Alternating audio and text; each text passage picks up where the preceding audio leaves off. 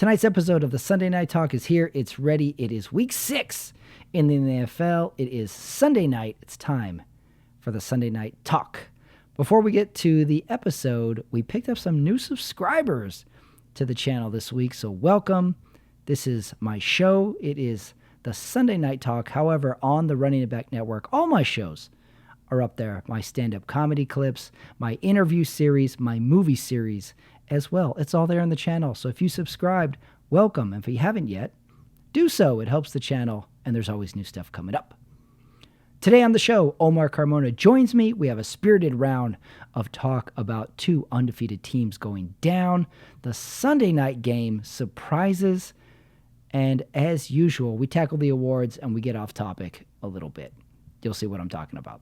So, it's week 6. How does your team do? Are you feeling good? Do you feel optimistic like I do? Do you want to tank? Or are you full steam ahead? Your team's going all the way. Well, this is the Sunday Night Talk. This is what we talk about, not to mention our lives, our Sundays. It's all right here. The Sunday Night Talk starts right now.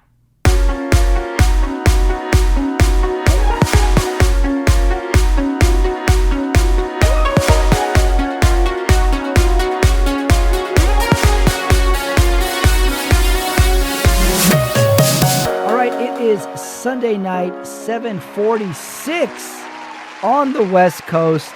Omar Carmona joins me. His 49ers are no longer undefeated. He has a lot of thoughts about it, I can already tell. And just as we get started, the Sunday night game is not even over. Buffalo is still currently playing the New York Giants. We're not sure if another 18 penalty flags have been thrown. We're not sure how many more injuries are going to happen here. We decided to go early because we did not expect this game to really be good.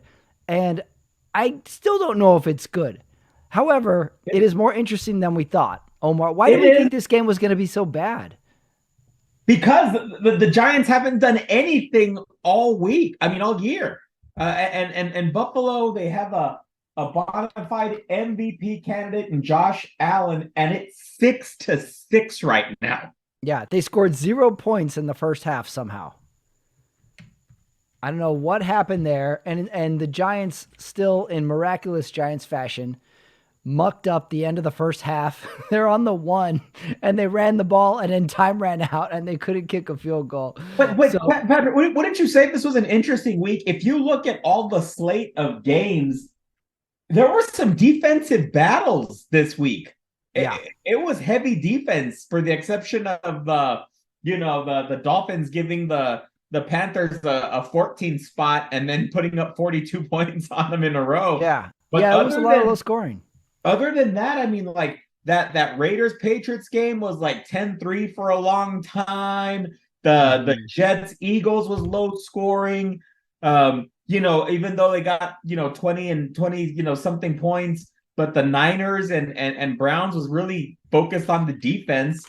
Browns did a great job. So it was just a lot of decent defensive performances today. And then now we have a 6-6 game,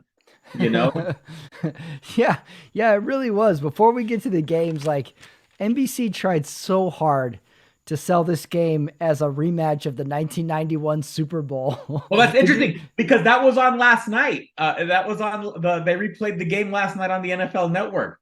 Oh, is that right? Okay. Yeah, and so what I wanted to do, I wanted to just watch that game and prepare for the show, just watching that game and make all my references. We should just review old Super Bowls. Yeah, and then we'll, and Jim Kelly to Andre Reed over the middle. Yeah, there we go. They're running this thing they call the no huddle. We'll check back with you on that. They did the K gun, wasn't it called the K gun? Oh yeah, that's right. It was the K gun for Jim Kelly, and the no huddle was like a thing. It was futuristic in those days. Quick points on this game, and we're going to check back on this game as it keeps going. Oh, another flag has been thrown. Is there what's the over under and how many flags are going to be thrown in this game? Because I think we're at 25 right now. That's one thing about the Giants teams as of the last few years. They have been totally just not disciplined. And then a knock on the Bills, is sometimes they play down to their competition.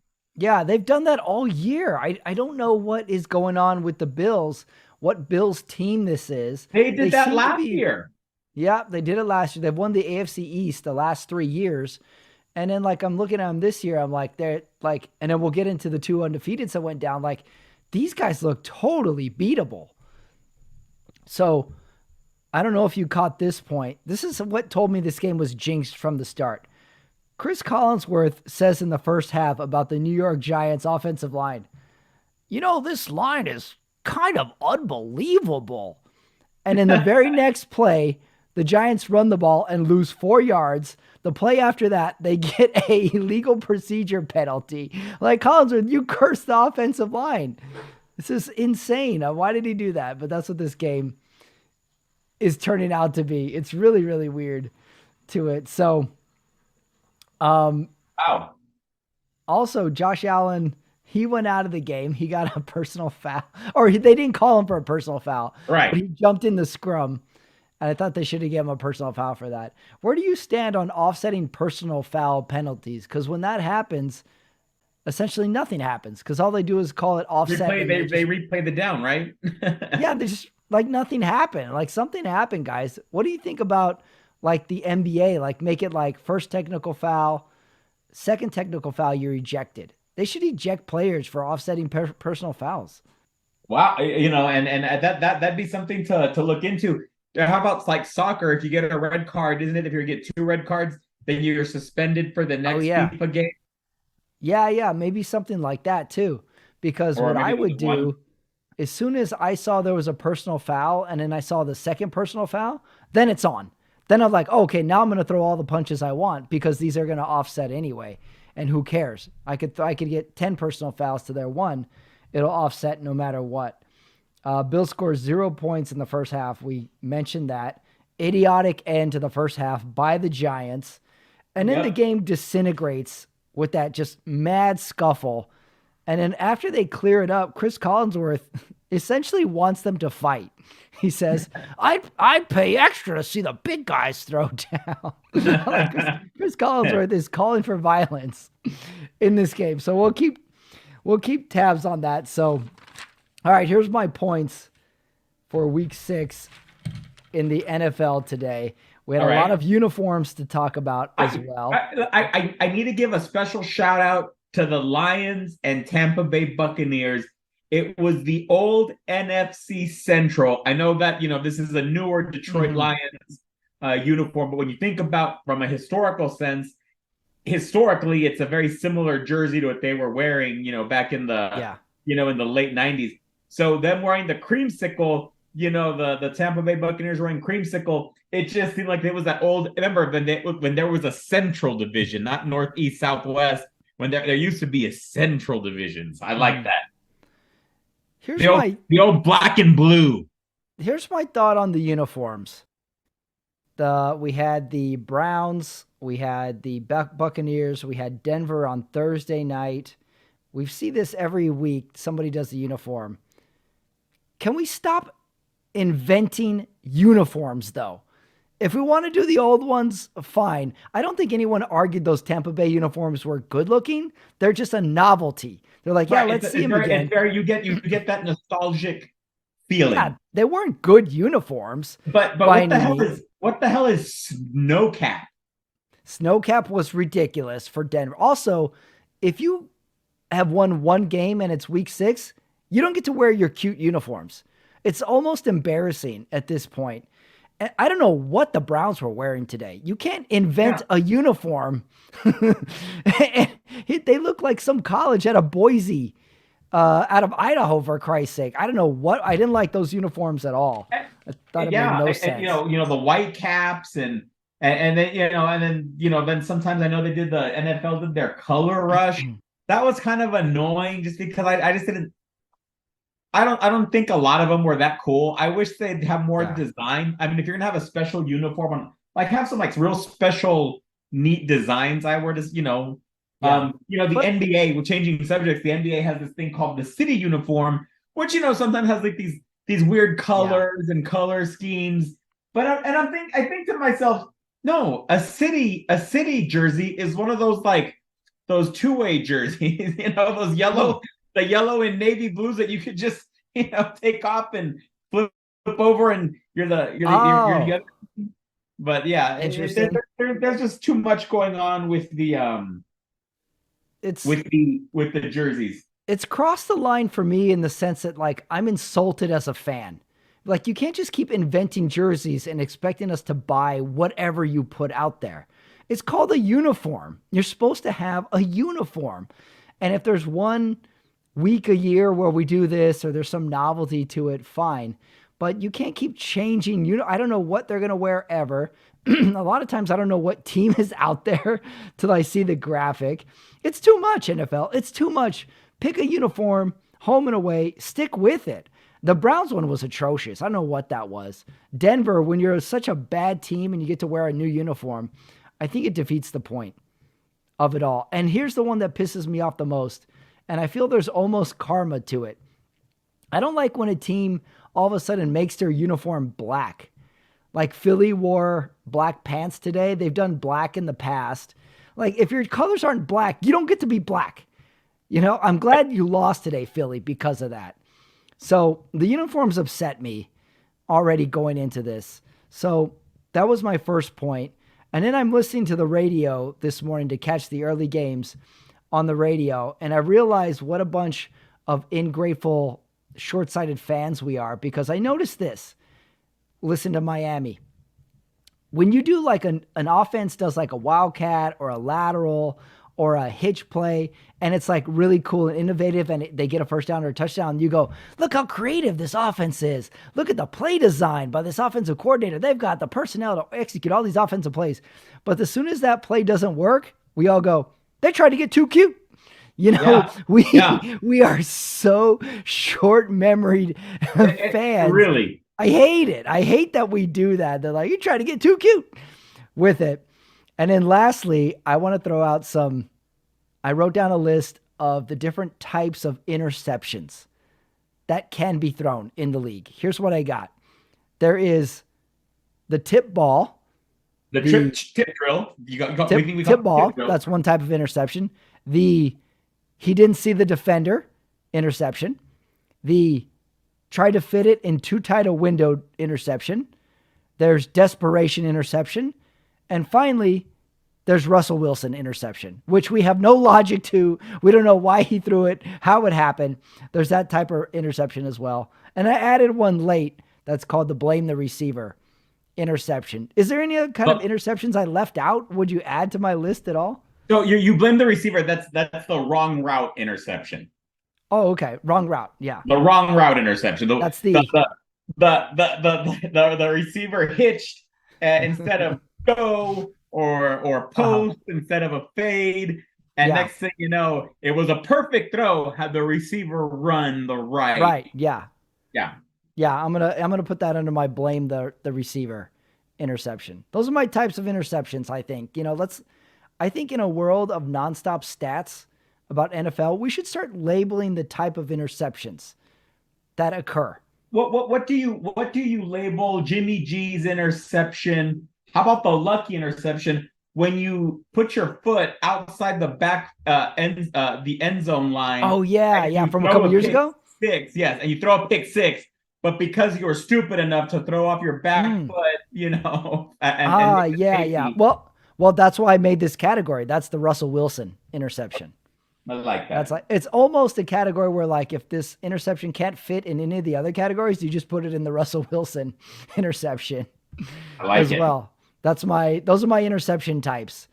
And okay, let's get on to the big story of the day. The two undefeated teams both lost today. I thought they both looked really, really beatable today They as did. well. So no one is undefeated anymore. Let's start with Philly because I thought we had a sad Jalen Hurts sighting today. Yeah, yeah, it was a very sad Jalen Hurts, but hey, and then here's the thing: you have Devontae Smith, AJ Brown, your two, just playmaking receivers, right? And Sauce Gardner, the lockdown cornerback for the Jets, is out today. So you're thinking this is going to be a blowout Yeah. of, and also, Zach Wilson is still the quarterback for the Jets. No matter how many Mhm. rumors are being thrown out that it's going to be Kirk Cousins, who says he's not going to waive his trade clause, but they obviously don't have the most faith. Even though he got the win today, you can't say Zach Wilson looked great. You know, Mhm. I do think this is a game that Philadelphia lost. I do think Yeah, Hurts was bad. I do think that the defense in the Browns game really won the game for the Browns. Okay, Yeah. so I don't want to knock the Browns there. Although obviously, if that field goal, 2 feet to the left, that's it's a different Yeah. story, right? Yeah. Then we're gonna talk about how the Niners can win ugly. Right, That's how we're gonna exactly. flip it. That's gonna be like they got too cute versus what a creative offense to it. So yeah, Hurts was bad today. 3 interceptions. He had the sad face on. And I was like, oh, why this game's gonna be ugly. I thought it was gonna be ugly because they're even showing Aaron Rodgers like throwing passes in warmups, like he's gonna play or something. I'm like, oh, they're And then they're really even talking looking about, hey, that leg's looking pretty good. right. Yeah, we all turned into experts watching him warm up in Yeah. sweatpants. All of a sudden, we know what it takes to come back from an MCL, Yeah, ACL tear, all we're that. all experts these days. But the Jets did the same thing they do almost every single week is they just hang around. They hang Right. around against the Chiefs. They hung around against the Eagles. They beat the Bills in They overtime. beat the Bills in over. They just hang around, and they get the interception from Hurts where they're down, and then Philly implements the let them score move, Yeah. and the Jets guy runs in. So I think it was 6 seconds that total ran off the clock because they let them score in the very first play after that turnover.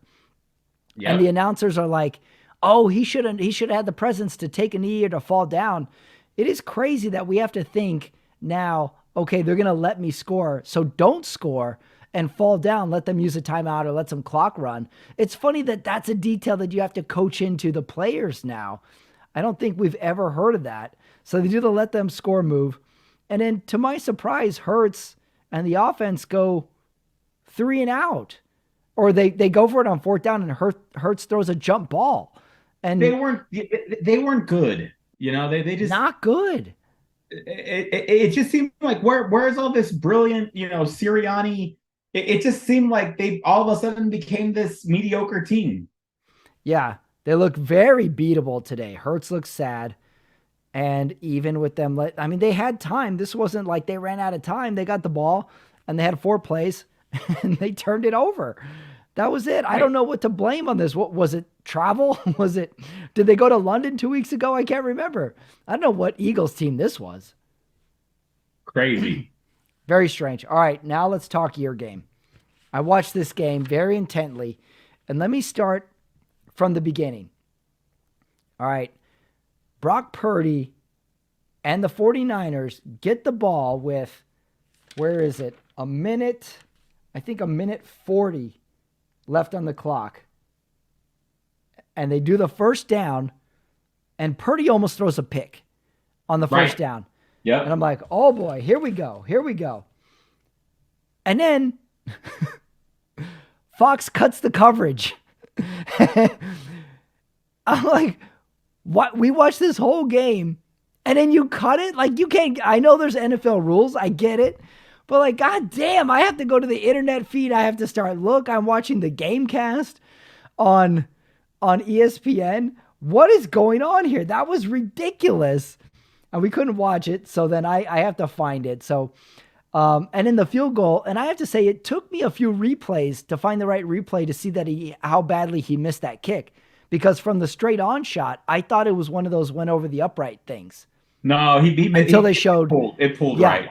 until they showed the different angles. Like, okay, it's clear.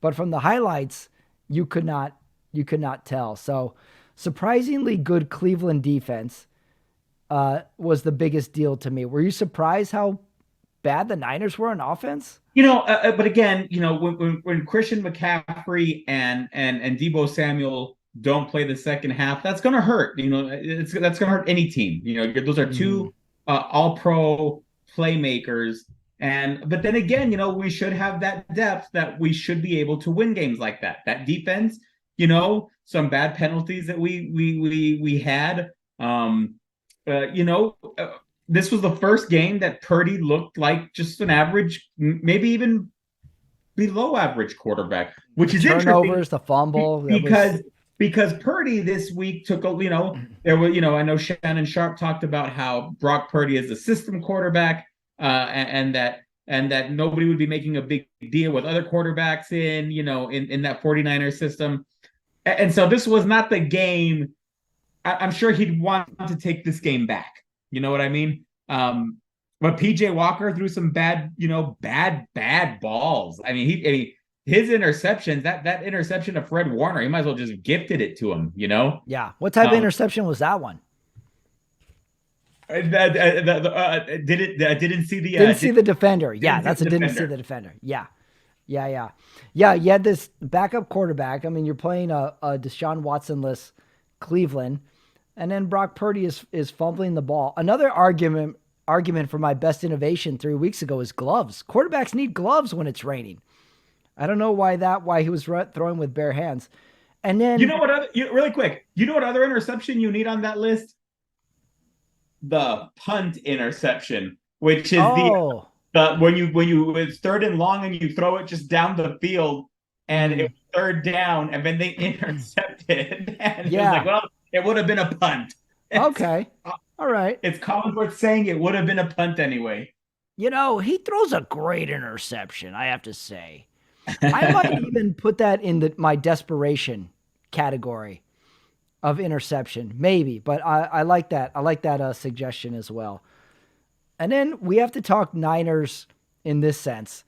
At some point, the football gods say, okay, it's October 15th. Somebody's got to get injured on this team. McCaffrey goes down for the fourth year in a row, and they have to take him in. He's out. Debo Samuel is not in for that last drive as well. What's going on now? Like, we need to know what's going on with McCaffrey. This guy went from MVP to, is he going to play? Right. And this is very concerning. It is very concerning. I think the Niners might have taken the worst loss this week because they lost, but now they got the injury. Definitely. They lost the week. What about this, not award, but call it a plaque? The Resiliency Award to Cleveland this year. No Deshaun. They lost Nick Chubb, in week 1, week 2? Mm-hmm. And yet they're still fighting. They're playing really, really well. And I thought they looked really good today, despite looking really bad in those uniforms. I thought they looked like could have went with someone. A little more reps from PJ Walker. What was his name? I don't know. Right. PJ something. Walker. They could have been a threat. Last thing that pissed me off about Cleveland's uniforms is their 50-yard line logo. It looked like a Bob's Big Boy.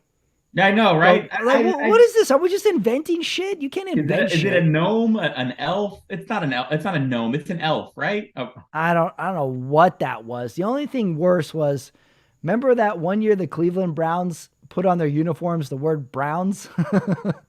Like, we got it. You're the Browns. You need to put Browns on your uniform.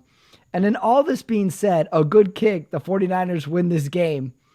And it's the greatest win of the season so far. It's like, look at what adversity. And now we're all down in the dumps. Yeah, you look. So, from the Niners need to look at it this way. Look, they need to be focused on getting their guys healthy, ready to go again.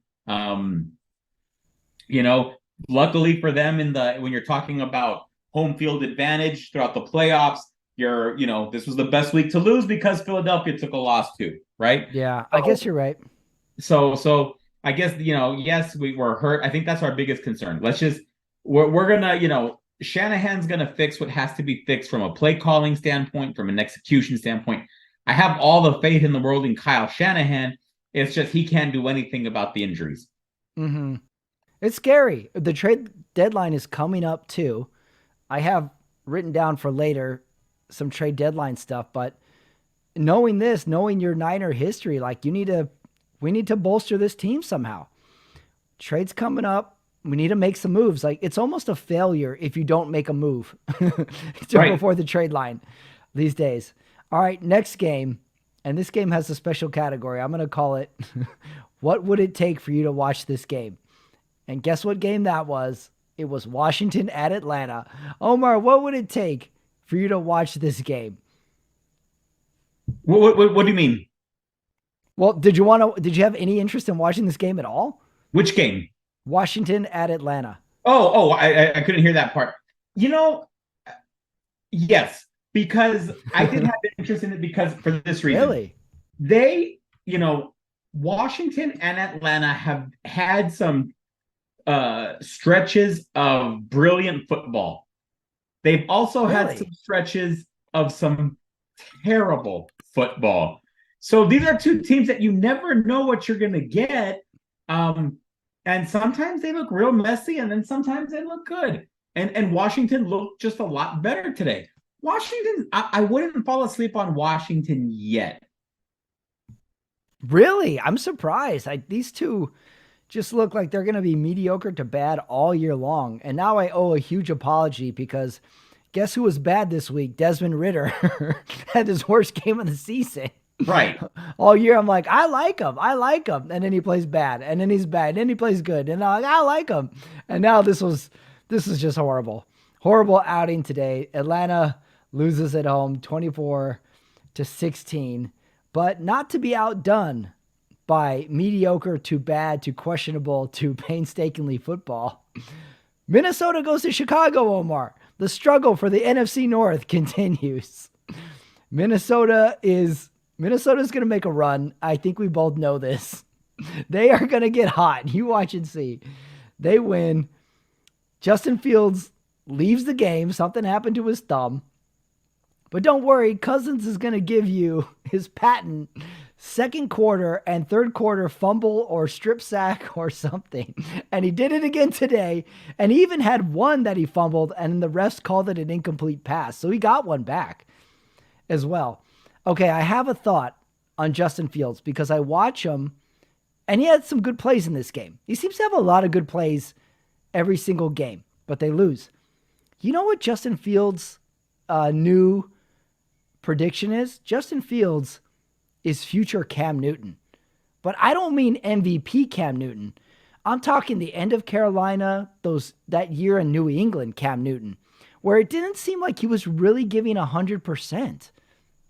Like, even the scrambles where Justin Fields still gets 12 yards, it doesn't seem like he's running 100%. It seems like he's like, oh, there's the sideline. I got it. Let me jump out. Let me have this puss on my face the whole time on the sideline. He reminds me of like just despondent Cam Newton. Do you get that vibe from him that he's not happy there? Yeah, that's a weird situation, isn't it? Yeah. Well, I mean, in what sense? It's just bad? What do you mean? Coaching's bad? Team's bad? Bad attitude? I think the whole team's bad. Maybe everything, yeah. The whole team's bad. I think maybe it's time to start, that dynasty is never coming back, right?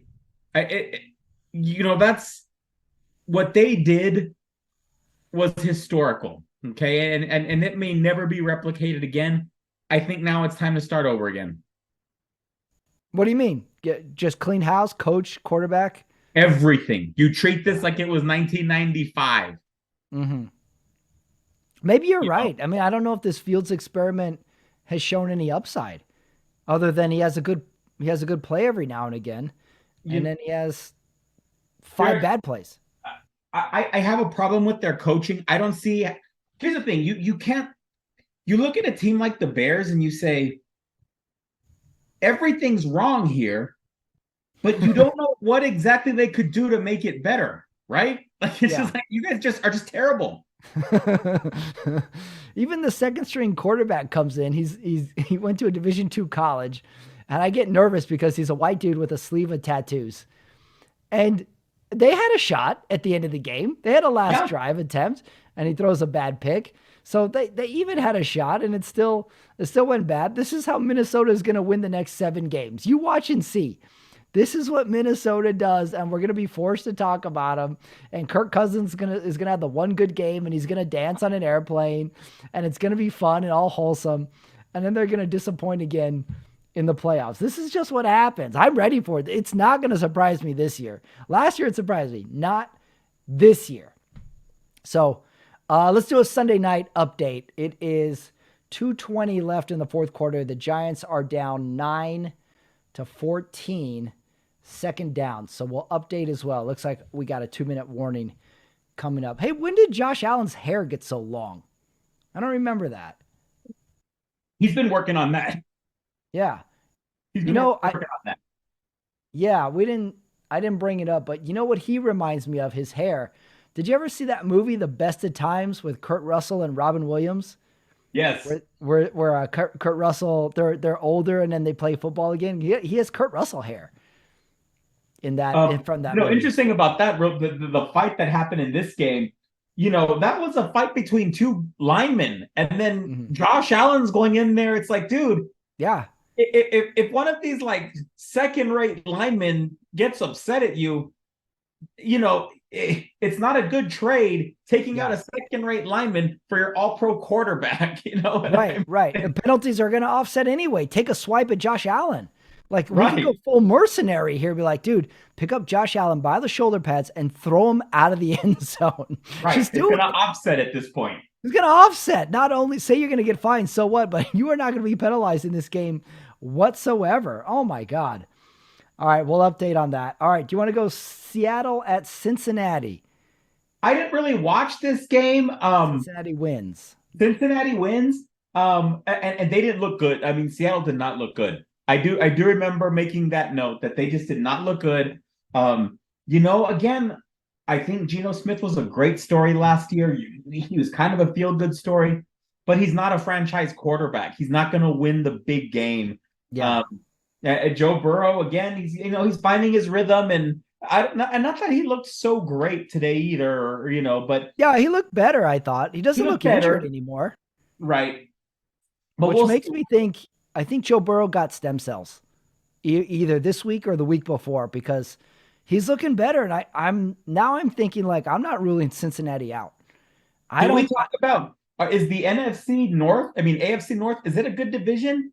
You got the Browns beating the Niners today. The Ravens, although sometimes look sloppy, they get a W. Look really sloppy. Yeah. The Steelers, they're on a bye, I think, this week, but they've been winning. And now Cincinnati could possibly be on a rebound. This is going to be a fun division now. Yeah. So Cincinnati wins. I think Joe Burrow got stem cells. Next game. Probably the easiest game of the week. No, maybe one other ones. Carolina at Minnesota. Poor Carolina still hasn't won a game yet. Miami puts up 42 points on Carolina. This was like a walkthrough game. Even though, like you said, they spotted Carolina, 14 points? And then they're just like, all right, this game reminded me, like, remember when, like, you'd be in middle school and, like, the whole team would, like, fuck around? And the coach said, you know what, as a punishment, I'm benching the whole first string for the first quarter. So they play the second string, and the second string goes down 14 points. And then coach says, all right, first string, get back in there. And then they just kill them. It was almost like that. Remind me, was like, oh, let's start playing now. It was, you just get the feeling that Dolphins offense just has the fun, a lot of fun. Remember, I'm going to go back to this, though. Again, this year, I know you're not crazy about this idea, but Carolina gets a pass from me. Oh yeah, you give teams passes now, apparently. Yes. I'm getting upset at uniforms, and you're giving teams passes. They need to take a step up next year, but I think you just can't expect anything from this team right now. Do you think they're going to make a move before the trade deadline, or this is no need to. I mean, no need to. You don't have to sell any of your picks. You know what I mean? Yeah, you're right. If there's any way you can get rid of some bad contracts and maybe pick up some more picks, why not? But no. You mean you're mean the way you're playing, although the Giants and Bears and Broncos are a lot of crap too. you may end up getting a consecutive number one draft pick. The trade deadline is really for those teams that are on the brink. Right Wild now. card teams, that got hit by the injury bug. That's what the trade deadline's for. Mm-hmm. Or just a disgruntled, player who's just making the rest of the current locker room a mess. That's what the trade deadline's for. Yeah. Another team that put up a lot of points today, Jacksonville Jaguars. They are leading their division of the AFC South. They put up 37 over Indianapolis today. Indianapolis looks like they're in trouble quarterback-wise. I think Richardson is now going to have surgery as well. Jacksonville getting a little gel on them as well. So they're looking like a threat. Like, I don't think anybody sees Jacksonville as a pushover anymore. No. And so that's why I want you to go back to, how did the Jaguars look with Trevor Lawrence his rookie year? It did not look great. Yeah. Okay. That was your pass? Give him a pass here? He got a pass that year. Okay. That was 2 years ago. I'm willing to give any team a pass the first year they have Urban Meyer. He didn't even have him the first year. They had him, 4 games? All right, it looks like the Giants did not convert 4th down. So Bills are in the lead with a minute. I think it says a minute 40. So Bills looking like they're going to take this one. The only game I watch I didn't even watch the highlights of it. New Orleans at Houston. New Orleans loses 20-13. Houston gets the win. A lot of CJ Stroud talk this week. Everybody likes him. So much talent. He threw his first interception, but he also he gets his team into the end zone. Mm-hmm. Yeah, I have one thought and one thought only on New Orleans, but I'm going to save it for a hot take. I want to tell you this. If you can this week, and maybe we'll talk about it next week, make note, find the Jameis Winston pep talk he was giving to Alvin Kamara on the sideline. Oh, I saw a tweet about it. What was that? Jameis Winston is animated about something, and Alvin Kamara is looking at him like, what the hell are you talking about? That's what I saw. I saw still images of it, and it just seems like Jameis Winston has just become the ultimate mascot of a backup quarterback. Don't you want to live in a world where the backup quarterback is almost a character? Like, the backup quarterback should wear a cowboy hat, or the backup quarterback should give crazy speeches like Jameis Winston, or the backup quarterback should have earrings or crazy hair. Like, I want to live in a world where the backup quarterback is a wild card. Remember when they would put Jim McMahon in and he was the backup to shake things up? Like, oh, this guy can do something. Frank Reich is coming in. He's going to shake it up. That's the world I want to live, where the backup quarterback is a totally different guy than the actual first string quarterback. And I think Winston is the best candidate for that. Minshew's in there too, with the crazy long hair. I remember the year that the Bears had a stable of quarterbacks. It was Harbaugh, Tomczak, and McMahon. And I from what I remember, there were a story that none of them got along. I think that was a great storyline. Oh yeah, they can argue with each other. I like that too. I would be for that. The backup quarterback, I mean, something needs to be said for that. I will never get tired of backup quarterback talk. All right, let's put these two together. Thursday night and London game. I don't know what the hell is going on with Denver. Somehow this Thursday night game was close. More Taylor Swift talk we can have. She goes to the games now. I got only one Taylor Swift question now that we've seen her at 3 games. She never wears a jacket correctly. Have you noticed this? She always wears a jacket off one shoulder. She's carrying it around like this is the dominion of hot chicks, right? Like, they'll never can do anything 100% traditional. If you need such a heavy jacket, why are you just wearing that mini skirt then? I don't know. I mean, Omar, this is the domain of the hot chick. We'll never understand these things. She could tie it around her waist. That would be hip. I hope I can find the segment. NPR did a great segment on how this is a love triangle between Taylor Swift, Travis Kelce, and the NFL. Oh and yeah. how everybody just stands to make a whole Mm-hmm. lot of money from this. When you think about it, what Taylor Swift brings, it's Travis Kelce has the earning potential to pass Tom Brady. As far as what this could mean for endorsements. Now, I do agree. You never know if these things are real. You know what I mean? Yeah. I think we all like to live in a world where things like this are real. In fact, I think it's actually a nice distraction given all the crap that's going on in the Middle East right now, which I don't want to get into. I'll be talking about that for days. You'll get angry, militant Carmona. And but it is kind of just nice, just take. Here's the thing. The way the media looks at this obsession with the Travis Kelce's and Taylor Swift's, the Kardashian, and insert celebrity name, or Kendall Jenner with Mm-hmm. Bad Bunny. Remember, the generation before us, our parents' generation, their celebrity couple was Princess Di and Charles, right? Like Yeah. that Right. that to them that's the big thing, right? That's the Mm-hmm. marriage. We all care about that. But you had to be royalty for that.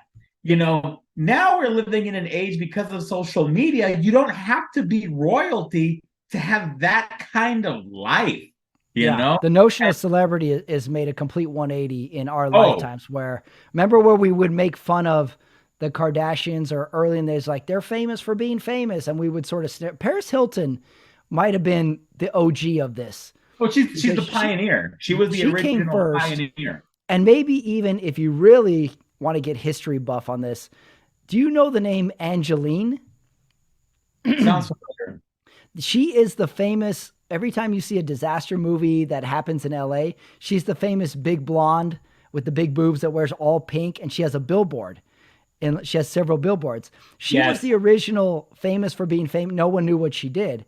Paris Hilton took that. The Kardashians took that. And now we all just accept it as you can be famous for that thing. Now, Taylor Swift has talent. She's an artist. She's a musician. But that just transcended, because we want to know who she's dating, who she's with. And now she's in the NFL world. I'm with you, though. How was this orchestrated? I don't think anything happens by accident here. Because now, by the way, the Giants got the ball back. It's 1:20. Let's see if they can do anything. Let's talk about that. How did they get the ball back? Missed field goal. A big day for missed field goals, too. Look at that. Similar. That's kind of similar to the Moody miss.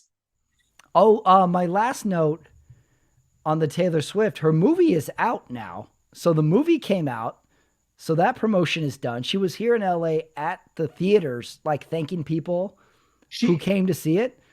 So now I'm curious what's going to happen now. Does the promotion continue? Is she still going to be in the luxury boxes?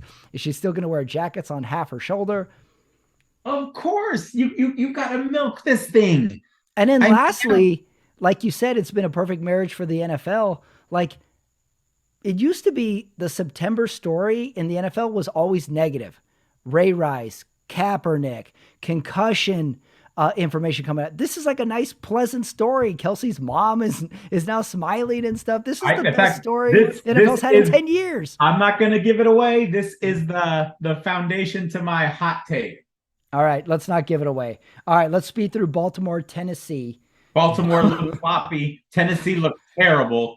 Tennessee. That Malik Willis is not good. Tennessee had the biggest bonehead play I think you can have at the end of the first half. Baltimore's punting it.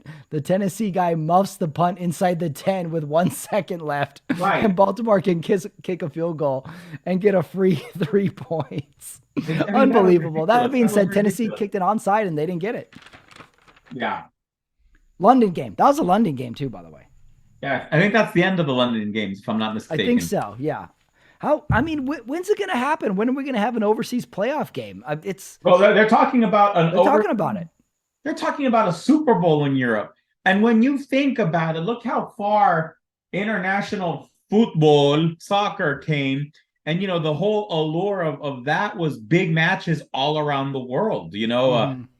The Soviet Union versus the United States in Moscow.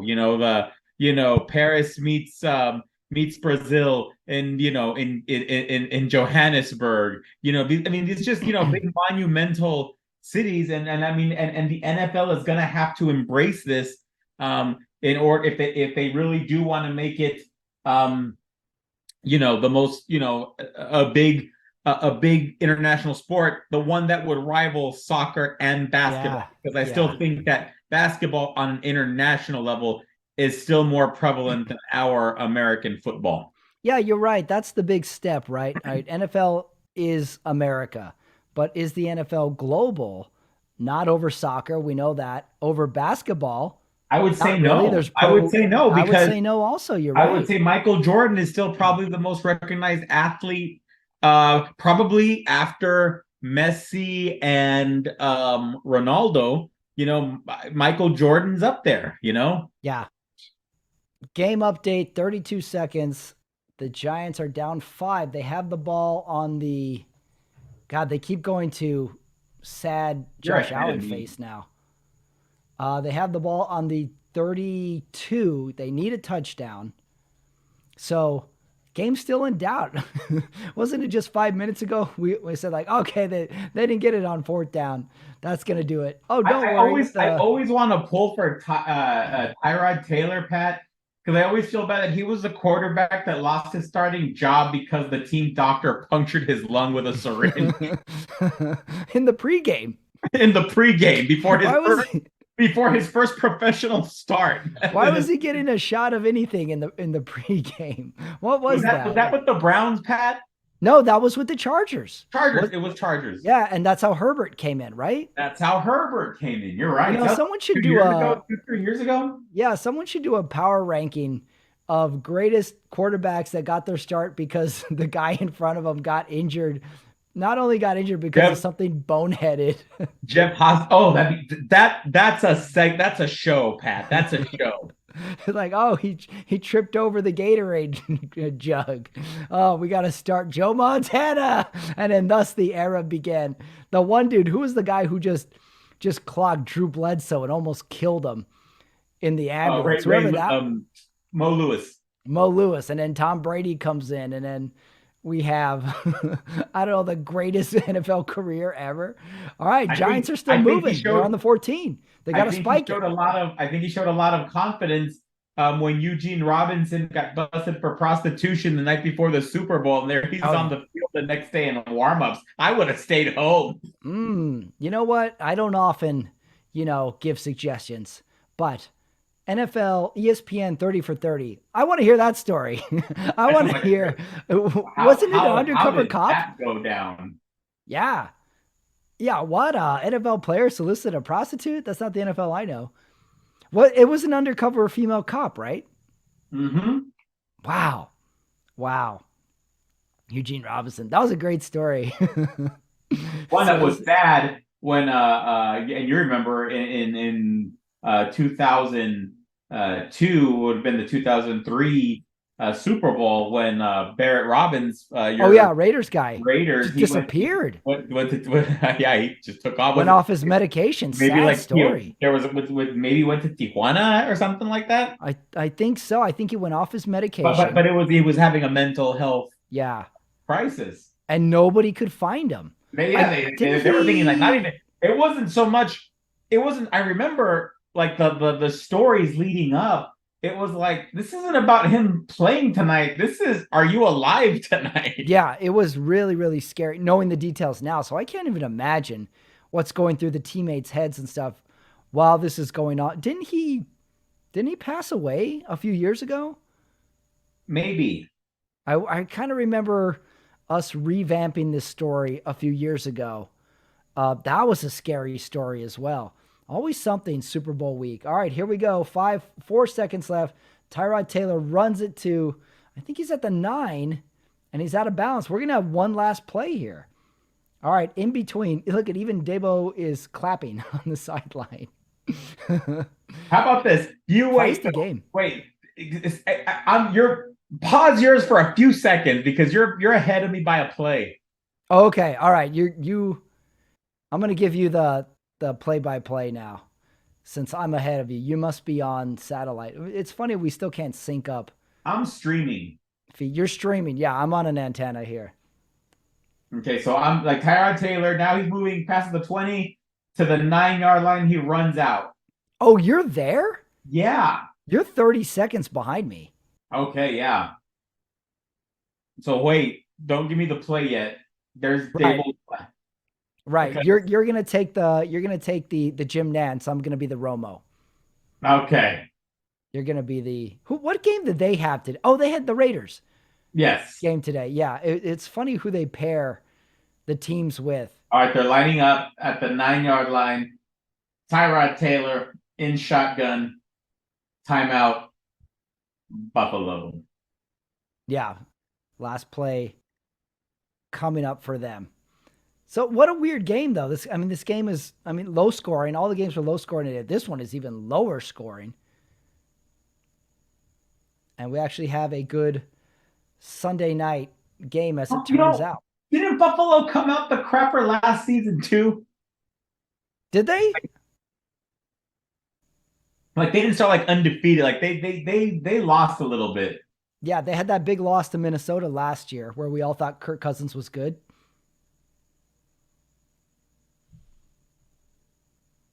A All right. Sunday night that would not end. 2 seconds left. Tyrod Taylor in shotgun.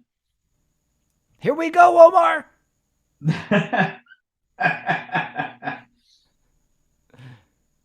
wideouts. Tyrod Taylor to the end zone. Oh, there's going to be a flag. There's going to be a flag. So that means we're going to have one untimed down. From the 1. From the 1. Is this the Al Bundy play? Is it possible? Is it possible? Looking at the replay, looked like a legitimate flag on the play. Do you remember the actor who played the guy, Al Bundy's rival? No, I do not. Wasn't that the old actor, Bubba Smith? Oh, Bubba Smith. Yeah, he was in a lot of TV and movie stuff back in the day. I remember that scene, Al Bundy. Okay, here goes.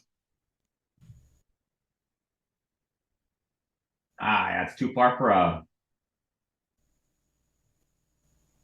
Oh. Questionable call. Yeah, you got to. Well, they're in his face right away. Oh, we could have. I'm looking at the close up replay, and they could have very well thrown a flag on that, too. Did we have a Giants Washington no call to end a game last year? Yeah. Like this? It was Washington. Oh, they should have. I think they should have called that. I'm looking at a really close up one. They could have called that. Oh, that's a heartbreaker. Oh, we got a great headset throw by the Giants. They can't review that, right?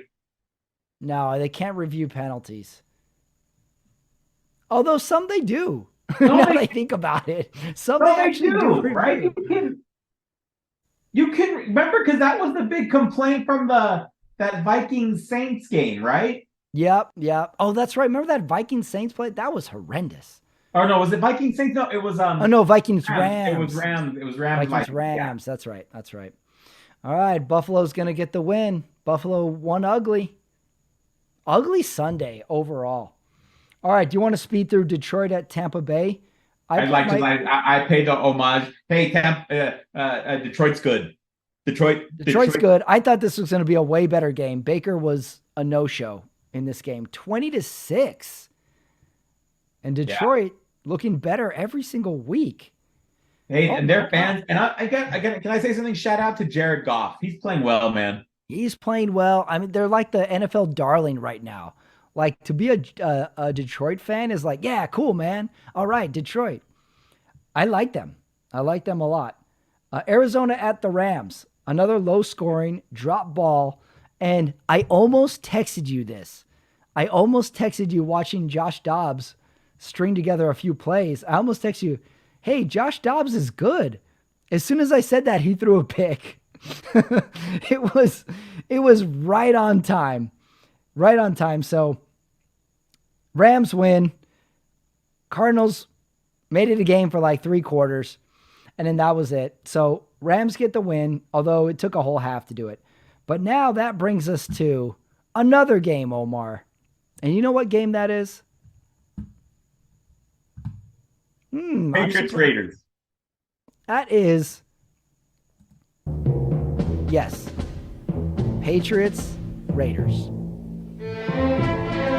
I don't know about you, Omar, but I feel an autumn wind coming on. And it is a stiff wind. Have we had adversity? Yes, we have. Do we score 20 points in a game? Well, not regularly. Do we get a favorable pass interference call? Yes. I think it's time for the Raiders to right the ship and steer us into a winning record. What do you think? They could. They could. You know, they have some decent. Play the Bears next week. Now I'm thinking the Raiders should win that. Yeah. Raiders. New England comes into Vegas. What is your confidence level right now in Jimmy G, though? Oh, I just heard the article. He left the game and went to a hospital. Yeah, I was in a hospital, like back injuries or something. Also, you know, cue the Jimmy G. It's time to get injured schedule. He's gotten injured every single year I can think of. So now we got a question. Hoyer came in. He was okay. I mean, if you're going from Jimmy G, I think Hoyer was the same. It's not like Jimmy G has put up huge numbers. Hoyer seems fine. So, you know what I noticed? Here's an interesting stat I don't really hear covered. Do you know the Raiders are 2 for 2 this year in accepting leverage penalties on a field goal? Because we got another one today. Jesus, New England is bad. You know, that I saw Devontae Adams took a hit. Yeah, that was a tip ball interception category. And he was mad too for part of this game, shaking his head. Yeah, you know, but it was an ugly win. How about the Patriots getting on that flight after last year's game in Vegas? I would have just forfeited. It would have been too painful for me to go back to that stadium where that happened last year. This is bad. I mean, I'm happy the Raiders won. It's my team, but God, I feel bad for these Patriots. And I mean, Mac Jones has these like horrible plays, and then he has like an okay play. But I mean, the offense of the Patriots was bad. They started the game with 2 procedure penalties. Right. And in every good play they had, there was a hold on the play. And then, of course, to make this game interesting, the Patriots have a 3rd and goal.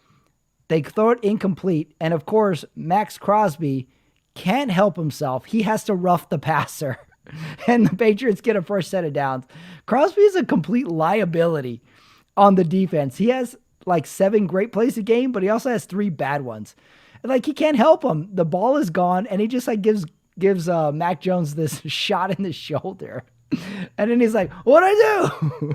Yeah, just, you know, I don't know what the Patriots are going to do. That's another team that, you know, I'm looking at them. It's like, what can you do? So right now, I mean, we've written off the Panthers.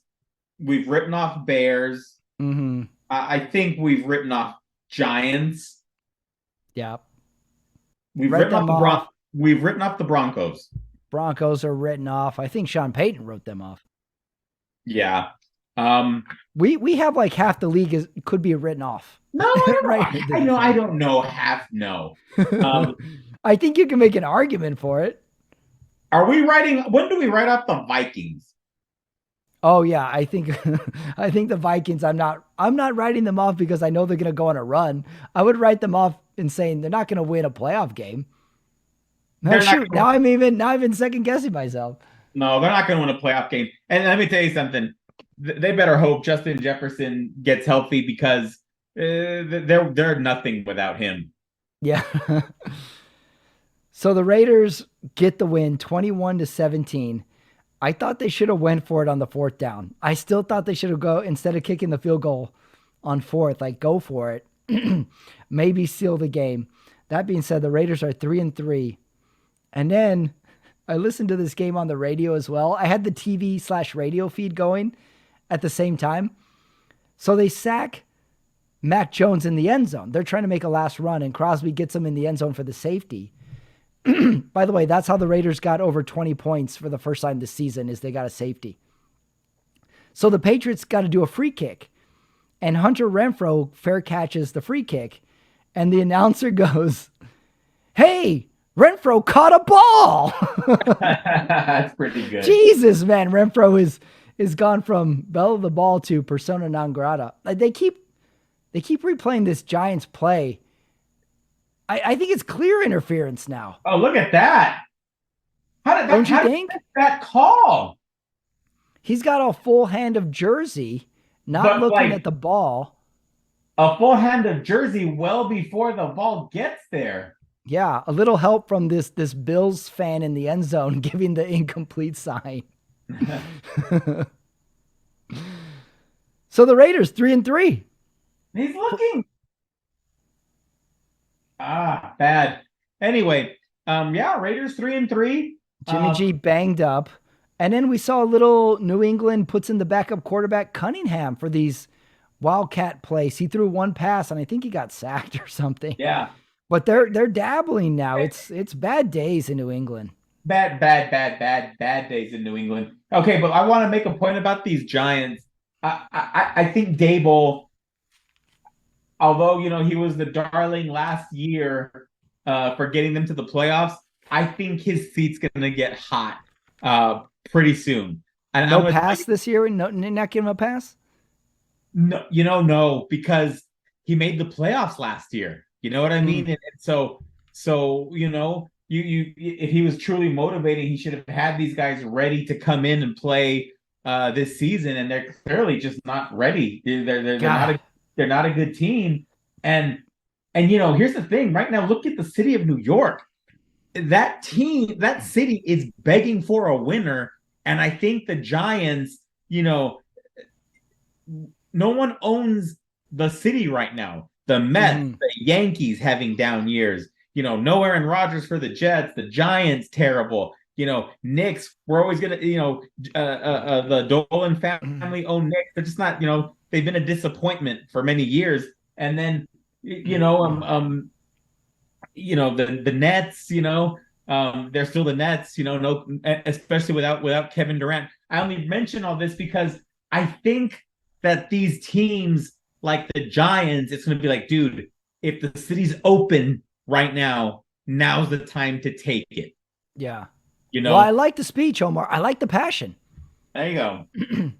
I like it. And then, even I just thought of this right now. If the if the Giants could have figured out how to end the first half and get 3 points, we're not fighting for a touchdown now. They're fighting for a potential field goal. And this is like film session. That's going to drive you crazy come Monday.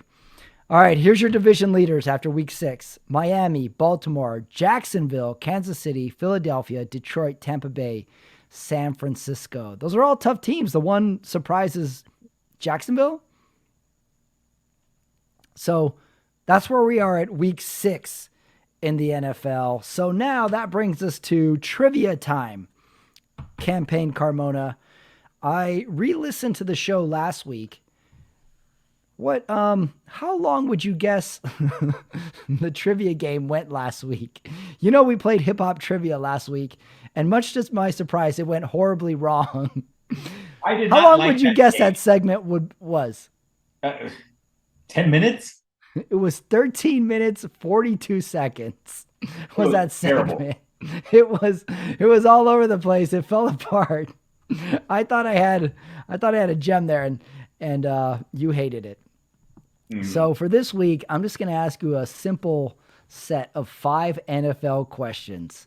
All right. See if you can guess the answers to these. Question number 1, Omar. Who is the youngest team in the NFL? Is it A, the Carolina Panthers, the Houston Texans, or the Green Bay Packers? I'm going to guess C, the Green Bay Packers. You would be correct. The Green Bay Packers are the youngest team in the NFL with an average age of 24.98 years old. The Texans and the Panthers both have an average age of 26. Question number 2. Who is the oldest team in the NFL? Is it A, the New York Jets, B, the New Orleans Saints, or C, the Los Angeles Chargers? I'm going to go B, Saints.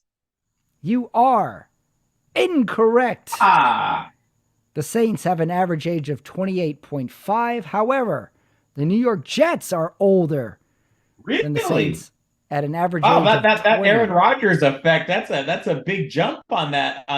He threw out the average. Yes, 28.9 is the average age of the New York Jets. Brings us to question number 3. Yeah, I was thinking with the Saints, I was thinking Carr, Jameis Winston. I mean, these guys are Kamara has been great for years, you know. Was it Demario Davis? You know, I was just thinking like those veterans, maybe that was going to be the big ones. But yeah, I see it. Saints 28.5 average age. So they are a close second to the Jets. So you had your thought pattern was correct. Who has given up the most turnovers in the NFL as of week 6? Is it the Carolina Panthers, the Denver Broncos, or the Minnesota Vikings? Minnesota Vikings. Correct. Yeah. Minnesota has given up the most turnovers with 13. Yeah, like they fumbled it a shit ton of times. And it should have been one more today. They brought back the Kirk Cousins fumble. Minnesota has given up 13 turnovers, Denver 11, Carolina 8. Yeah. Question number 4. Who has the most sacks in the NFL? Meaning, which defense has sacked the quarterback the most in the NFL? Or is it Kansas City? Is it Baltimore? Or is it Atlanta?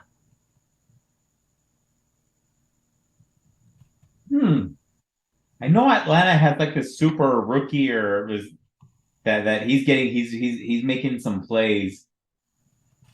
I'm gonna go Kansas City. Kansas City is incorrect, Omar. The team leading the NFL with sacks is the Baltimore Ravens with 24. Kansas City has 17, and Atlanta Falcons have 5. Oh. That brings us to the last question of NFL trivia. Who has the largest NFL stadium by capacity? Is it Lambeau Field? Is it the SoFi Arena? Or is it MetLife Stadium? Shit, the one I was going to guess didn't even make the list. I'm between SoFi and Lambeau. I'm going to say Lambeau. Lambeau Field is incorrect, Omar. Lambeau Field has a capacity of 81,441. However, the largest NFL stadium is the MetLife Stadium. Oh, really? 82,500 capacity. SoFi 70,000. Oh, okay. Wow, that surprises me about SoFi. Yeah, me too. With as big as it is, it just seems like larger than life, you know. Yeah, and that is NFL. That is for a football game numbers. So maybe concerts, maybe monster truck rallies, maybe everything changes with on the field seating. All right, that was the challenge. I clocked it. I think we did that in 2 minutes. That was good. A little different than the hip hop challenge, although I still liked it. All right, that brings us to the awards, Omar, for week 6 in the NFL. First award, you know it, you love it. It's best quote of week 6. I got one funny one. What game was this from? I don't know which game this was from, but there was a part where, I think it's from the Raiders game, where New England, we've got a litany of penalties that has been going on. New England has like a first down run, and the announcer goes, "No penalties." That was his announcement, is, hey, there were no penalties on this team. But here's what I'm giving my quote when they're doing the highlights. This is from Chris Sims. The Falcons messed it up as a football team. Chris Sims, everybody. I thought that was very succinct. That's my best quote. What do you got for your best quote of I this? think I texted you. Lakers wants to talk about a little Bills Giants preview. Lakers says, Daniel Jones is going to be out of the lineup tonight, and things have been pretty difficult for the Giants with Daniel Jones out of the lineup. And there's like this pause. Well, then he says things have also been difficult for the Giants with Daniel Jones in the lineup. Oh, he said, I thought when you texted me, I thought that was your response. He says that. Will No, Likas he negs said his own it. point. He followed it up. He followed up his own point. It's idiotic. I hate listening to him every week. And I'm like, why is this guy speaking for a living? He can't say the word drive. He says drive. Like, why is he speaking? It drives me crazy. They're nonsense. They're essentially doing a radio version of NFL Red Zone where they just jump in and out of games and they just say the most redundant, obvious things in between the highlights. Like, oh, yeah, that's Miami. You know, at the end of the first half, you really want to get that touchdown. Like, yeah, thank you for that insight into accumulating points and addition. Oh, my God. The age we live in, with the night shows, the TV guys. All right, we're talking Kimmel, Fallon, Colbert. Yeah, Who, Seth who do you want Meyers. to? Who do you want to? Seth Meyers. Would you ever want to listen to a sports version of something like that? Yeah, I would if the people are funny and they're Could like you see? talented. Could you see Tony Kimmel would be the Romo? one. Could you see Tony Romo doing something? Like, well, you mean something more than he's doing now? What do you mean? Yeah, I think like I think Romo's got the potential to be like a big media personality. Oh, you mean like make one of the sports announcers a late night host? Yeah. Well, the idea is good, but you know what pops in my head is the Magic Johnson talk show. That was horrendous because I don't think athletes really feel a need to be entertaining. I mean, that is why this is the realm of the comedian, is they have to use their words. Athletes have never had to use their words for anything in But life. now I think they do. Okay. Maybe you're right. That is true.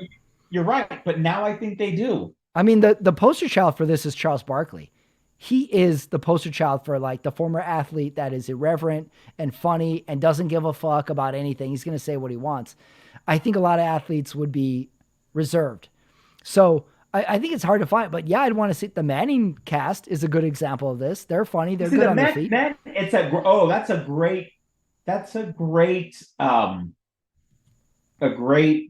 program. I saw it for the first time this last week, and I'm gonna try to check it out again tomorrow. Oh, you've never seen it? Yeah. No, I never tried it.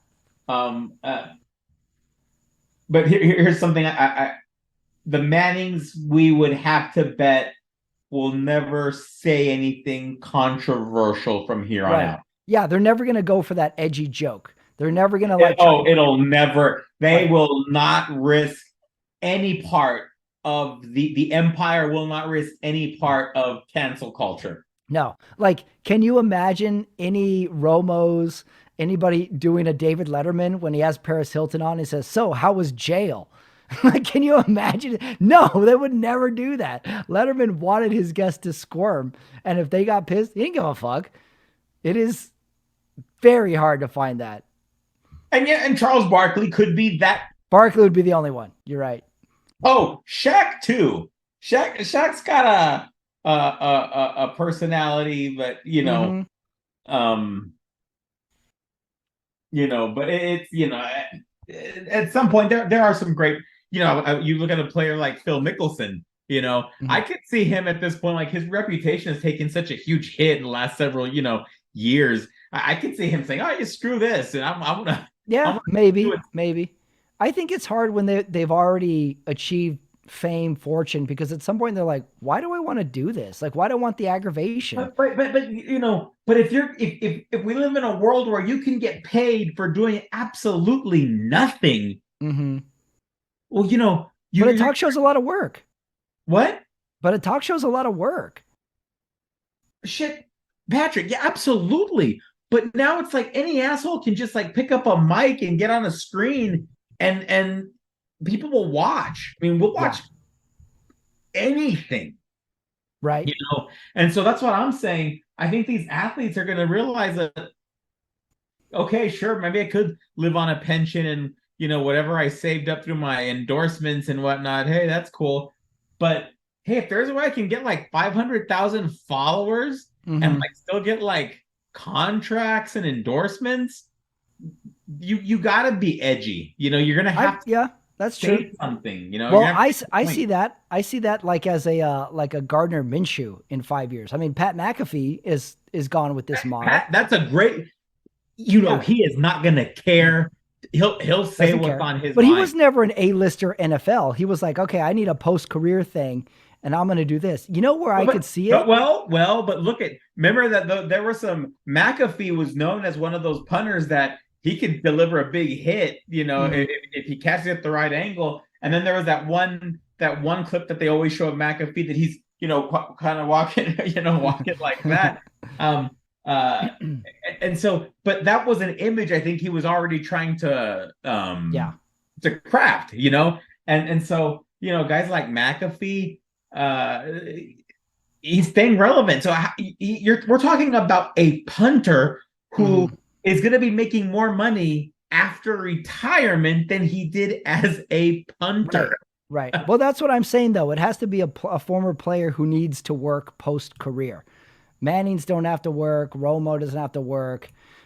Brady doesn't have to work. It has to be a player that was not A-list money in the NFL. I could see someone doing it, like making their own YouTube channel and doing almost like a fight companion, where like you watch the game and they're commenting on the game while it's being played, type of thing, and then the channel grows from zero to something big on their own. I don't see this like on any network at all. Yeah, I see them completely owning it on their own. Might be the model in the next 5 years. I think we'll see something like that in 3 to 5 years, where a player's like, "Hey, I'm going to make my own network."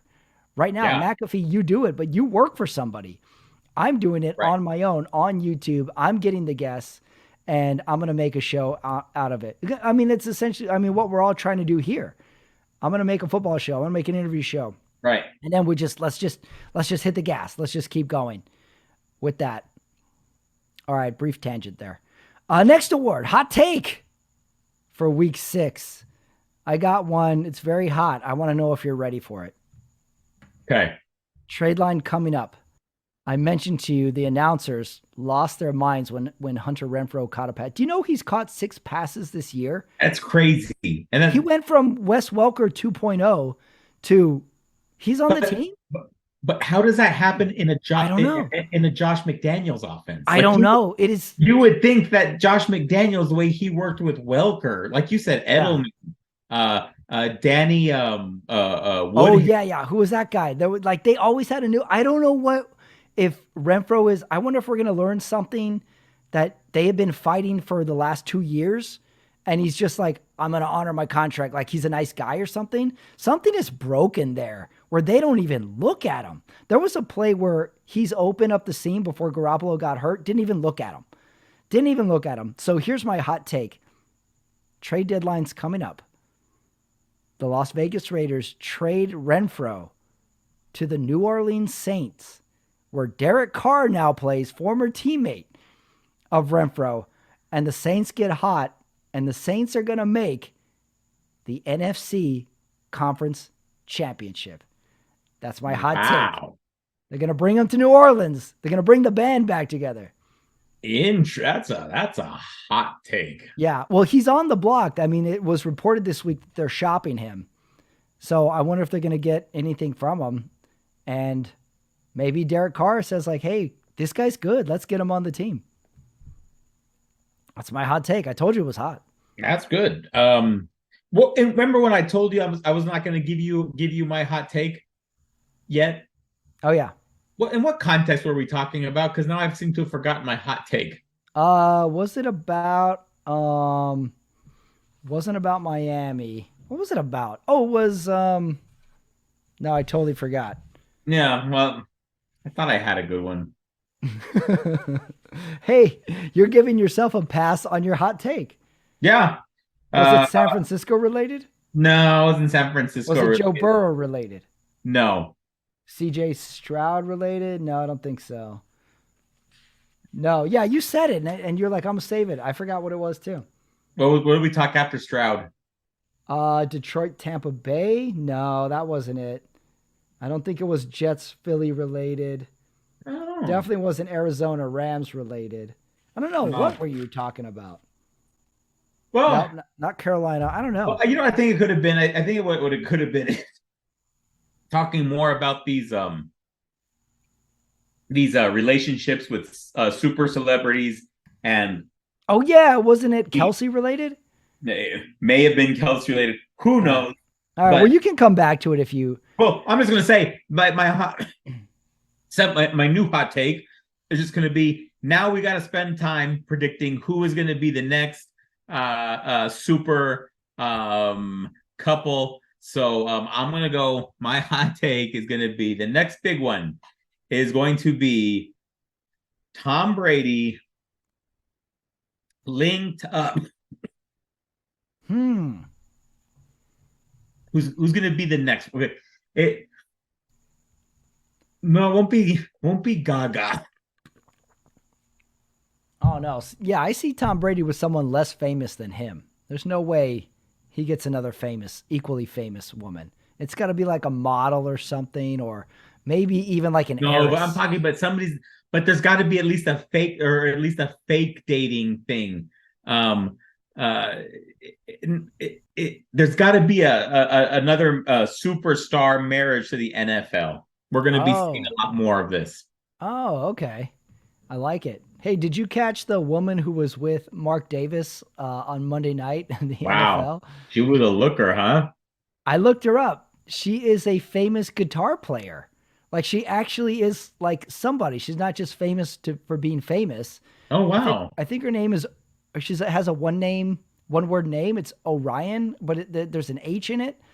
I had to search for it. She's a guitarist, and then I'm searching, the girl who's sitting next to Mark Davis, and one comes up that's not her. I'm like, oh, this is another like blonde chick, floozy. So I look her up. Before her, he was with or palling around with a Cirque du Soleil acrobat who was a super hot chick.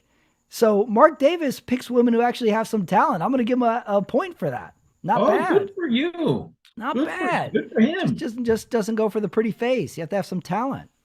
But yeah, that's interesting. But what about Mark Davis's hair? Yeah, that's weird because he shaved his head like in the summer, and then it came. He went right back to How his. old? How old is he? I don't know. He's got to be like in his 60s, right? I mean, yeah, because Al Davis was what when he passed away in his late 80s. I think so. I think so. Yeah. Mark Davis, and he was pissed. He was fiery on that sideline Monday night. Not Wow. not happy. He watches the game. He doesn't just rub elbows. Oh, I got another semi hot take real quick before we move on. I see a day one day where NFL Sunday ticket is just standard. Like we all have it. Like online or something and we don't pay for it. This like, oh, I gotta pay for this or I gotta find a stream for this game. Like that's gonna be a thing of the past one day. We should have access to all the games all the time. Well, at some point, there's going to be an iPhone that just takes over the world, and that we're just getting everything streamed to Yeah. us, and then it'll be hooked up to virtual reality goggles, so we can stream something from our phone right Yeah. to our goggle, and it's like well, we're going to be watching, we're going to be like in the game, Mm-hmm. you Yep. know. Your fantasy team is already synced up with the game, so you've got your Right. stats All rolling the whole that time. AI is telling you how your team's doing it, Yeah. instantly. And and then but there's gonna be camera views from virtual reality that we are gonna feel like we are sitting in the stadium. Yeah, that'll And happen. and you know, the days are gone of where we enjoyed it on the radio, and I'm trying to get into listening to games on the radio again. Oh yeah, yeah. You like I the? I I do the radio I sometimes. wanna I mean, guys, we gotta hang on to something. Yeah, It is true with like AI taking over everything. Like we complain about AI, be like, oh, it can't be creative, it can't replace humans. Yet every time an AI meme comes around, we all jump to it. Like the one where you put your face on yearbook photos. Like, guys, do we like AI or do we not like AI? It's coming. There's Yeah, no. it's Did you see the coming. commercial for the Google Pixel that is advertising AI? Like, we've got AI in the camera and it shows a picture and it makes you smile.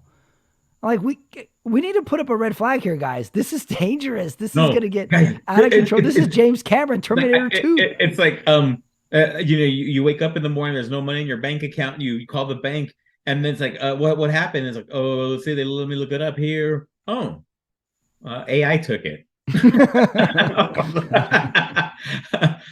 Yeah, how do Wow. I get it back? I don't know. AI I don't know. I don't know. AI has it.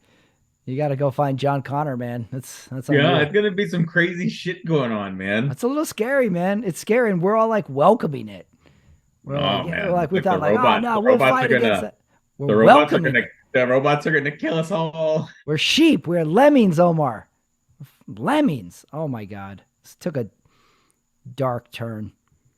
All right, best innovation of the week. Now I feel like we have to say AI is the best Yeah, innovation. No, I went with the Vegas Sphere is the best innovation. They kept doing like crazy interesting. shots of it during the Raiders game, and they can make it look like anything. So they had it look like a pumpkin for Halloween for a while. They made it look like the globe. Like that thing is insane. I don't know what it is. You can have concerts in it or something. So I went Vegas Sphere for my innovation award of the week. I'm gonna go worst innovation. Do you think it Wow. was really necessary for the to have the pylon now for the first down markers? Oh yeah, haven't they had that for a year or two?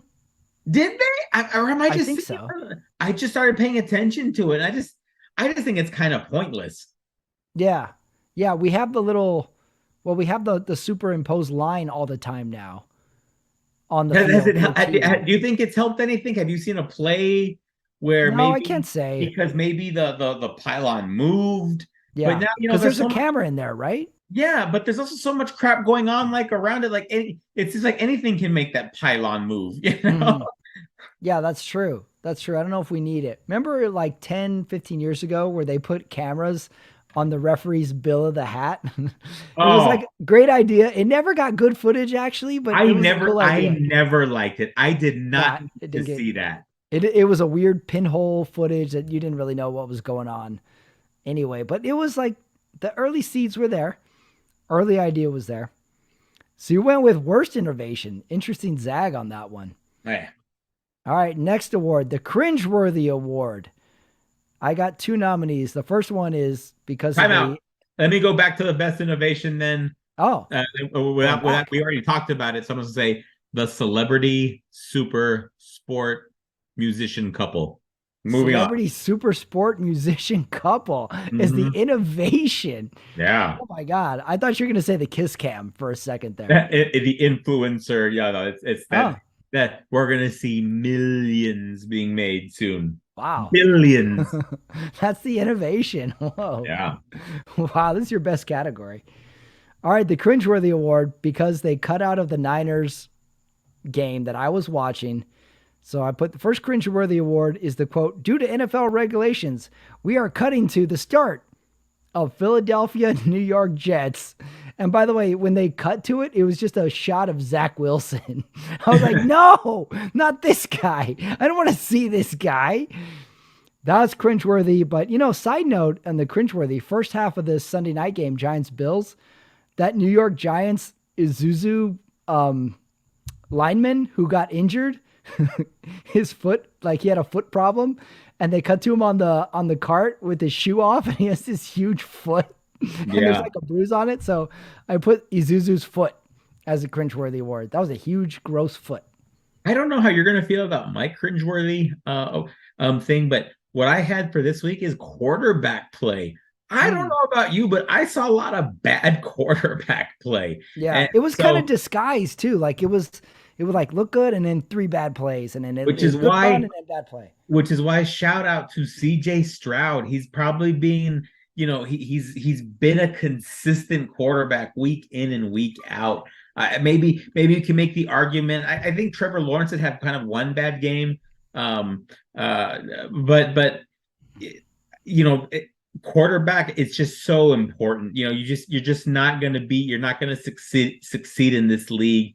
I believe even if you have the 85 the 85 Bears, 2000 Ravens uh, defenses, I think you're still good at even those defenses couldn't hide in today's game a bad quarterback.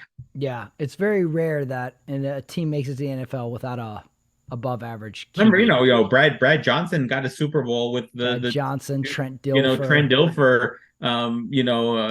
Yeah, maybe It's rare though. You're right. and was a good quarterback, but he wasn't a great quarterback, Mm-hmm. but that Bears defense made him great.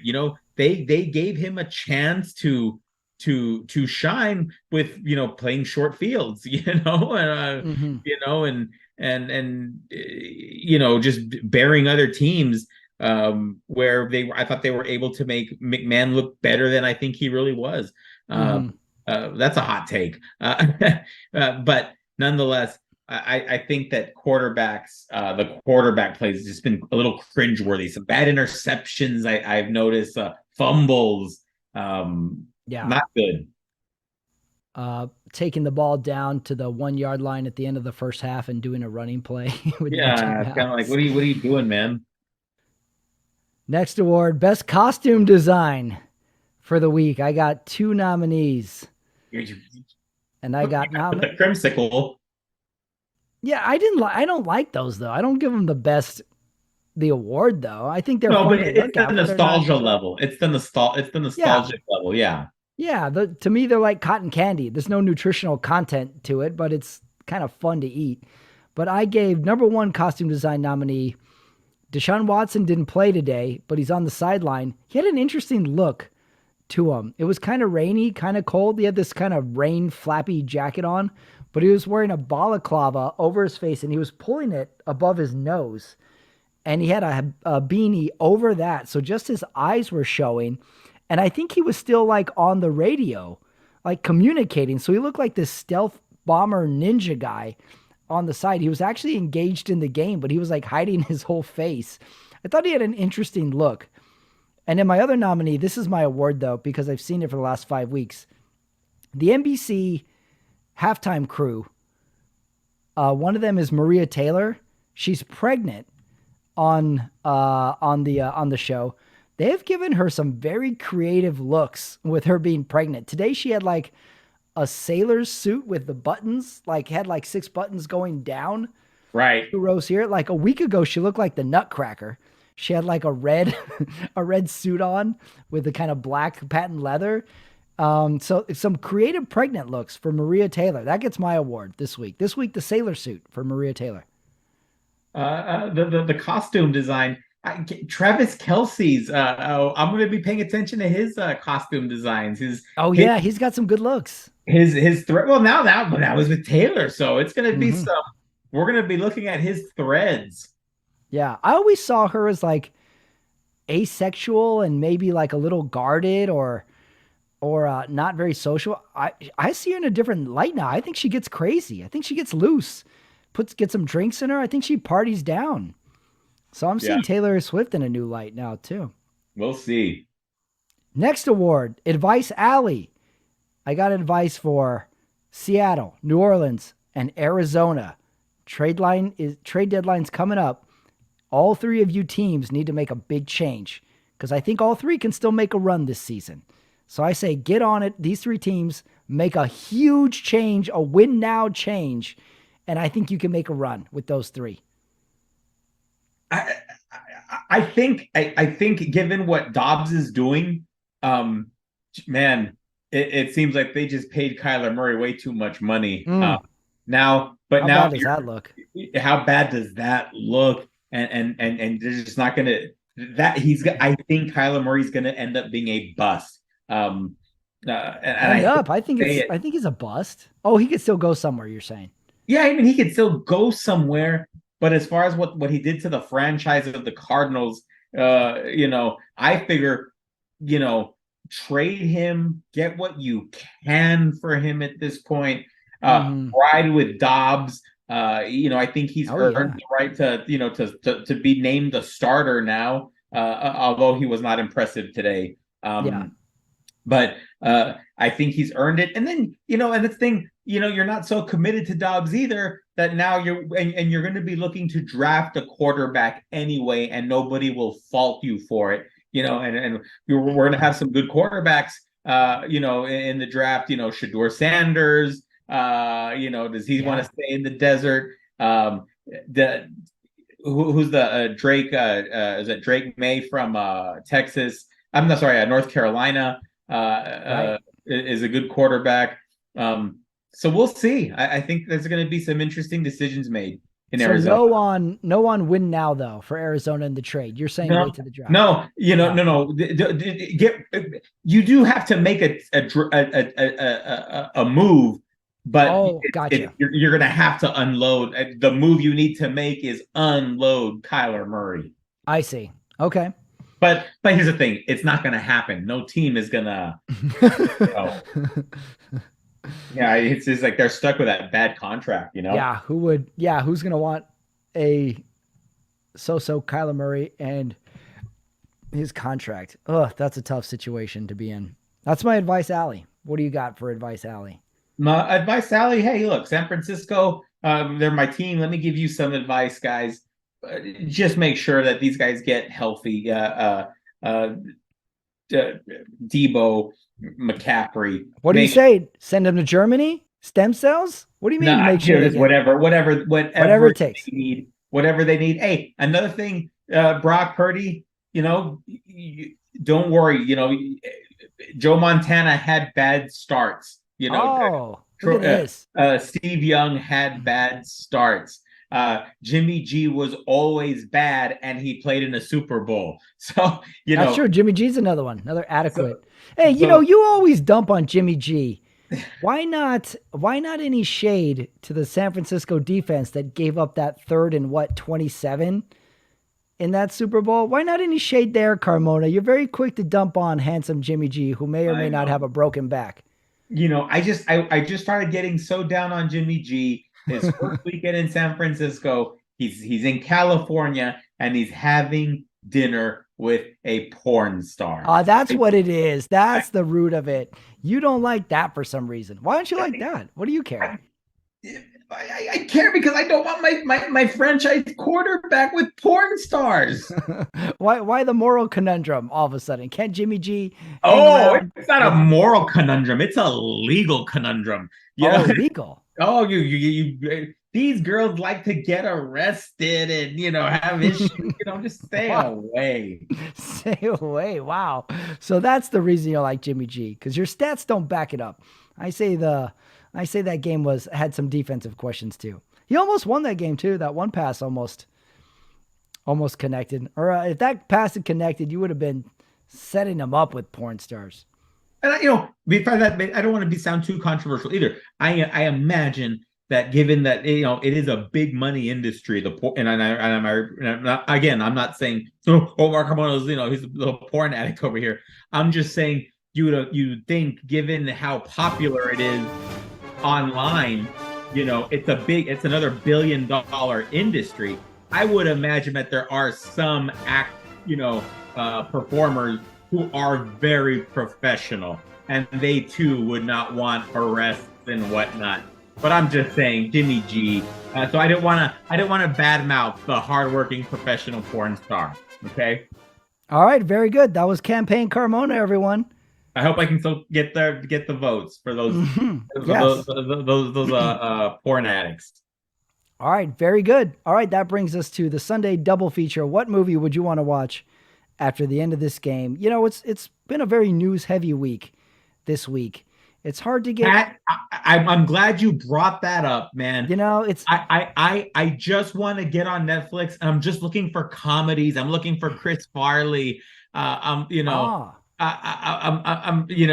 and if I don't see anything, I'll create a Seinfeld episode just real quick. Get me to laugh. when we lived in a different time. Patrick, as you know, I've had my issues in the past with mental health, and you can't watch this crap on TV. You'll get sucked in, and it's not good for you. Yeah. So yeah, find some funny movies. So my movie I want to watch today. I want to watch maybe some Necessary Roughness. Oh, wow. God, you know how to get on my good side. You know I love that movie. Mm-hmm. That's Oh, right. Blake, Mr. Blake. That's right. Yeah, that's right. Necessary. Go for the laughs. Okay, that's pretty good. I like it. All right, yeah. So news heavy week. You hear one story on Monday. By Tuesday, you hear a debunked version of the story. Then you hear something else, and you're like, I thought we're on this side. I thought now this is very hard to actually know what's what. And I don't trust anything that I hear on the news now anyway. It's to the point where when I read a headline, I go, okay, that didn't happen. Like I know it's all fabricated. So I went with the movie Spy Game. Robert Redford, Brad Pitt, Tony Scott directed. I was like, that's the information I need from that source. I need boots on the ground from Brad Pitt in the Middle East. And I need Tony Scott directing it. I like that movie. Very underrated movie. Spy Game. So I went with Spy Game. Fun movie. That was a good game. That was a good movie. Yeah. A good movie. Yeah, like that's the only information I can trust is from someone who saw it with their own eyes and it's unbiased. He's just a spy. He's just a US spy. Spy Game. I might have to watch that when we finish. And the last award, who won the week? And I got the Cleveland Browns and the New York Jets won the week for taking down the Juggernauts. I thought they go into Sunday night into Monday just feeling great. I think they won the week for me. Cleveland and the Jets, but not Cleveland's uniforms. Nah, not Cleveland's uniforms at all. Who won the week for me? Defenses. Defenses impressed me this week. Defenders even in a losing effort. But man, that Fred Warner, my linebacker, he's just a great player. So I think there's some defenders out there. Although he didn't play today, Sauce Gardner. We're just. I think we have we still are fortunate enough to have Aaron Donald still playing for the Rams. Yeah, Aaron Donald had a pretty good sack. I throws think Josh Dobbs like 10 yards in the air. I would like to see the defenses rise again in an age where we love to see high scores and touchdowns. Let's find the next 85 Bears, 2000 Ravens. Let's find the next big defense. Wow, defense oriented. Yeah, let's find the next big defender. And one day, once again, we will have an actual white cornerback. It could happen one day. Back to Seahorn. Jason Seahorn Jr. We haven't had a white cornerback since Jason Seahorn. Hey, celebrity couple. Remember he was married to Angie Harmon? Celebrity couple. He kicked it off. Angie Harmon. And there you go. Patrick, our conversation. This is, I hope, get some good traction for the show. That was a nice little loop there. That's what we call in the business, Carmona, a callback. But yes, who's going to be the next LT? Is it going to be Micah Parsons? The next Reggie White? Is it going to be Nick Bosa? The next Deion Sanders? Is it going to be Sauce Gardner? Let's bring the who's the next Butkus? In memory of Dick Butkus. The next Urlacher, Singletary, Bears, Lance Briggs. We need those linebackers to come back. Call for defense from Omar on Sunday night. Very surprised by that. Well, that was week 6 in the NFL, leaving us one and only one game left to predict. The Monday night game might be the most skippable game that I will have all year, and it surprised me this matchup. Dallas at the Los Angeles Chargers. Some reason I don't really want to watch this game, but if Dallas has a good game, if you have a good game on a Monday night or Sunday night, it's almost like 3 games. And if you have a bad game, it's almost like 3 bad games. So Monday night predicted Dallas comes into Los Angeles. What do you think? I think Dallas rebounds. I think we may have a shootout, though. I could see a Dak Prescott Justin Herbert shootout potentially. That'll be fun. Like that will get me back. That'd be huge for I think that'd be huge for the NFL too. Mm-hmm. You know, a nice LA Dallas shootout. That'd be so cool. Something to look out for. I'm going to look out for CeeDee Lamb's performance. Him being called out as I think the media's been calling him out as a third tier wide receiver. We'll see how he responds. I'm going to take Dallas by 3.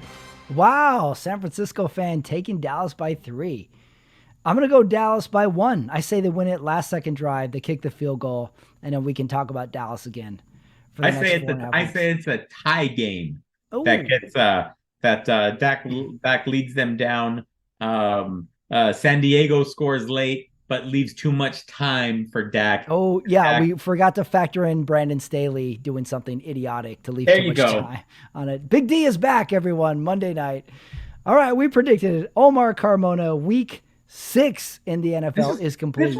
This was a deep show. We talked about AI and celebrity power couples and porn stars. Money. We talked about the porn stars. Middle East. I talked about the Middle East. That's a lot going on.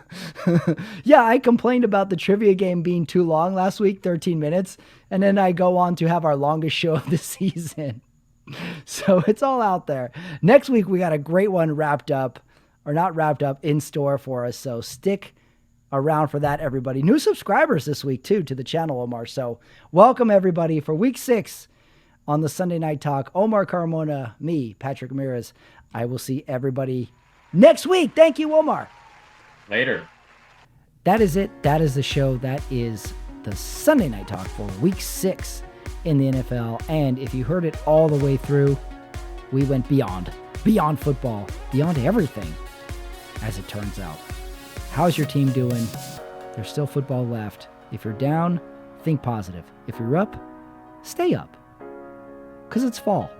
It's a good time of year. And it's October. Great football year. Hey, if you're new to the channel, please subscribe to it. All my videos are up here. Comedy, interviews, my movie series, and the Sunday Night Talk, which you just listened to, runs every Sunday. It drops. Me and Omar tackle our Sundays. Subscribe to the channel, and if you did already and you're new, welcome. Everything is here. That was the Sunday Night Talk for week 6. I want to thank Omar Carmona, and for me, Patrick Ramirez. I will see you all next week for a special show. See you then.